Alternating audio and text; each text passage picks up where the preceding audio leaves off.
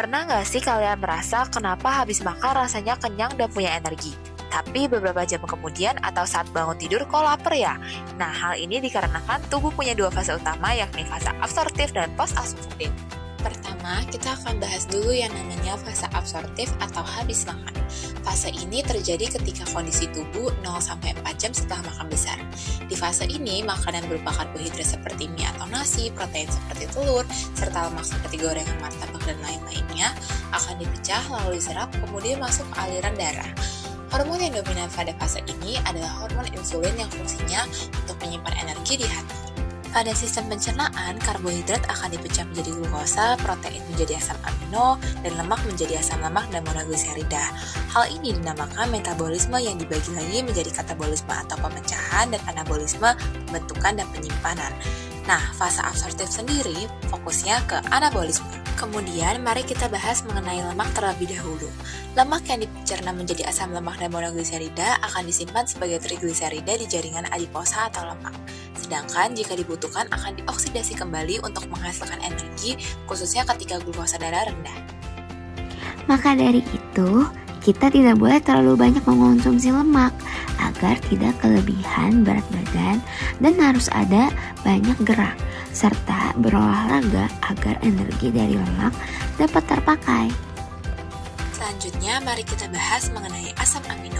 Asam amino sendiri akan digunakan untuk pembentukan otot, hormon, dan enzim. Namun, jika dibutuhkan, asam amino dapat diubah menjadi glukosa untuk energi melalui gluconeogenesis. Gluconeogenesis sendiri merupakan pembentukan glukosa melalui sumber non-glukosa, misalnya seperti protein. Asam amino juga dibuang dalam bentuk urea melalui ekskresi ginjal. Maka dari itu, konsumsi protein, khususnya pada orang yang mengalami gangguan fungsi ginjal, seperti gagal ginjal, harus dibatasi, walaupun protein sendiri sangat bagus dalam pembentukan fungsi dan juga struktur sel. Terakhir adalah glukosa. Glukosa akan disimpan sebagai glikogen di hati dan otot. Jika dibutuhkan kembali, glikogen yang di hati mengalami oksidasi di mitokondria pada sel, menjadi ATP atau energi. Hal ini dikerjakan oleh hormon glukagon yang fungsinya memecah glikogen menjadi glukosa agar kita mendapatkan energi. Nah, tadi kan sudah dibahas mengenai fase absorptif atau setelah makan. Lantas, bagaimana ya mekanisme pencernaan jika tubuh dalam kondisi tidur?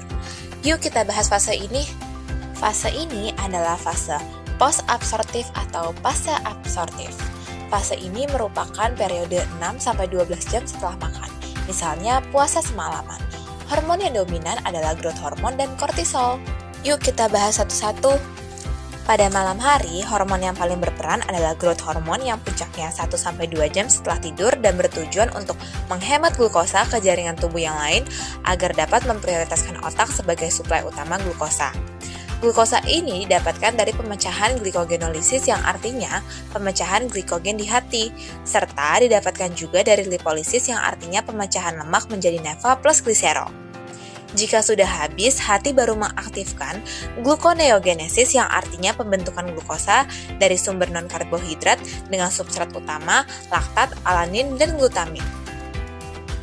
Kemudian, menjelang pagi hari, hormon yang berperan adalah hormon kortisol yang fungsinya untuk menyiapkan energi ketika bangun. Waktu pagi ini, pembentukan glukosa lebih dominan melalui gluconeogenesis yang artinya pembentukan glukosa melalui substrat non-glukosa. Karena pada pagi hari cadangan glukosa sudah mulai menipis. Akibat kortisol inilah ketika bangun tidur kita memiliki energi yang baru. Jadi sekarang sudah tahu kan mekanisme jika makanan berupa karbohidrat seperti nasi atau mie lalu protein seperti telur serta lemak seperti gorengan berada dalam tubuh. Bahkan ketika seorang tidur ternyata tubuh kita dapat mengaturnya dengan baik loh. Walaupun demikian kita juga harus mengatur makanan seimbang. Jangan terlalu mengonsumsi banyak lemak, bahkan jangan menunda makan. Makanlah dengan asupan gizi seimbang serta memperhatikan waktu dan durasi makan.